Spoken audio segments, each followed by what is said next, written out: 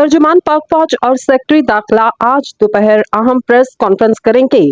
पाक फौज के शोबा तल्लुकात आमा के सरबराह लेफ्टिनेंट जनरल अहमद शरीफ चौधरी और वफाकी सेक्रेटरी दाखिला आफ्ताब दुरानी आज दोपहर 2:30 बजे अहम प्रेस कॉन्फ्रेंस करेंगे। खित्ते और मुल्क की मौजूदा सूरत हाल, पाक भारत सीज फायर, भारत की इंतहा पसंद क़यादत के इश्तियाल अंगेज बयानात, भारत की आबी जौहरियत और गुजदार में स्कूल बस पर भारतीय प्रॉक्सीज के हमले के तनाजुर में इस प्रेस कॉन्फ्रेंस की अहमियत बढ़ गई।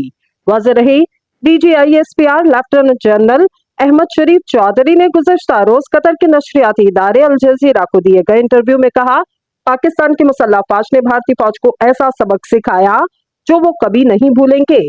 इन्होंने कहा था कि भारतीय हमले का मुकाबला करने के लिए जो अस्करी मंसूबे अपनाए गए वो कई दहाइयों तक ज़ेरे मुताला रहेंगे।